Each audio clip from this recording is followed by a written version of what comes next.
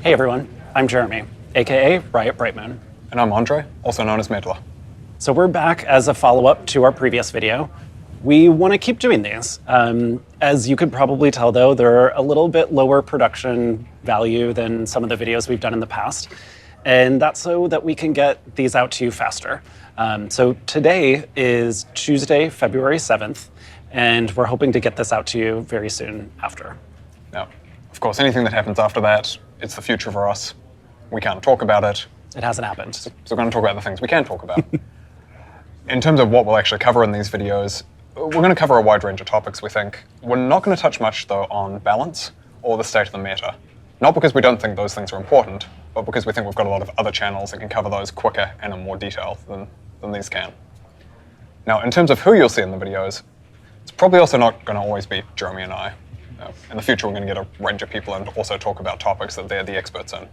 Before we go into our regular stuff, do want to note we're a couple of weeks out from the security breach we talked to you folks about.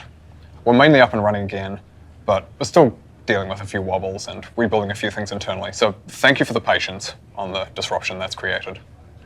So let's start with our first topic, new champions and champion updates. Now, over the years on League of Legends, we've had varying levels of focus on creating new champions or updating older champions, and we reassess that level of investment every year. That helps us build out our roadmaps. So one of the things that we have always committed to, though, is making sure that every champion, whether it's a new one or an old one, is really high quality and provides an evergreen experience for players, even small niche champions. And so as part of that, we're investing more in ASUs. These are the art and sustainability updates. So we've done Caitlyn and we've done Ari, and we're trying to get faster at it. So we're actually doing 2 right now, working on them both at the same time. And those 2 champions that are getting an ASU right now are Lee Sin and Teemo. In addition to putting a bit more focus on ASUs, we've also had some folks from the new champions team jump over to help out with the game modes team. The result of that is that we should have some meaningfully faster progress on building new game modes and getting old game modes back in 2023. The trade-off, though, is that we'll also have fewer new champions in 2024. Let's also talk a little bit about champion pricing, particularly how it affects new and returning players. League of Legends has been around for a while as a game, and we hope it thrives for many years to come. We want to do our damnedest to make sure that happens.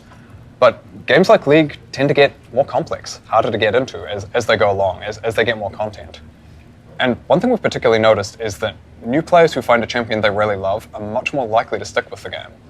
And we've heard a fair bit of feedback from you all that our current approach to champion pricing feels a bit out of date. So as a result, we are updating our strategy for champion pricing moving forward. That will mean that some champions will be cheaper in pricing right away. It also means that champions will fall in price sooner than they do now. We have a dev blog that is releasing now that will tell you a lot more details about this new approach. On a different note, we also want to talk a bit about the lore of League of Legends, since it's something that a number of you folks have been asking about. We started building the wider Runeterra universe when it was only League. Things like Legends of Runeterra, Arcane, other games were just pipe dreams. But at this point, they're reality, and we've got plans for a lot of other projects as well.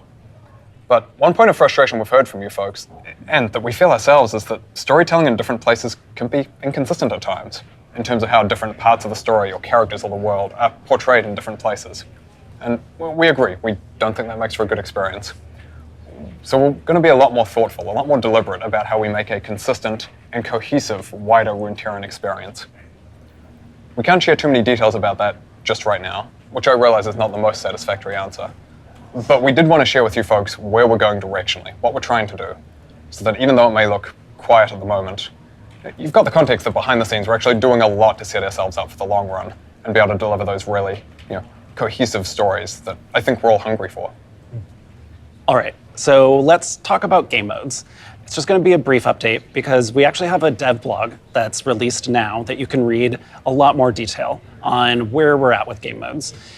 2 things I want to draw your attention to, though, right now is in that blog, we talk about preseason ARAM changes, what you liked, what you didn't like, and by and large, the feedback has been really positive, with the exception of Tower Rubble. So we're going to be working on that. The second thing to draw your attention to is the 2v2, v2, v2, 2v2v2v2 v2 mode that is still underway. And the blog goes into more detail about the gameplay and sort of where things are at. And so I hope you check it out. Something else we also wanted to talk about was moving some skins and splash art over from Wild Rift to League of Legends PC. We think there's a lot of cool stuff and a lot of opportunity there. We're going to start by looking at porting over some of the most commonly requested skins with Star Guardian Seraphine, Redeemed, Zaya, and Rakan. and hopefully more in the future, depending on how those go. Now, the two games are pretty different under the hood, so we don't yet have a complete handle on exactly what will be needed to do that and the timelines and so on. So we'll keep you folks in the loop, don't have an exact timeline yet. In terms of splash art, we're also still working to, of course, to update some of League's older splash art, in some cases porting over Wild Rift splashes, in other cases doing some new ones inspired by some of the Wild Rift splashes. That'll be a gradual process. The first one you should see will be Rugged Garen a couple of patches from now. As you may have seen in the patch notes, due to the security breach, we had to push the start of Clash from where we usually do it in February. We are aiming to get Clash out to you all in March. And this March Clash will also be the official launch of Clash to players in Southeast Asia. So stay tuned for more information about that. Additionally, also wanted to talk a bit about the ARAM Clash that we tried last year. That was actually really successful. It was a bit experimental. So we're going to be bringing ARAM Clash back in the future as well. And finally, from a technical perspective, we want to share some of the upgrades that we're making on the server side of things to address some of the pain points we've been hearing. The first is we are increasing our usage of cloud servers, especially when we need it most, to increase capacity.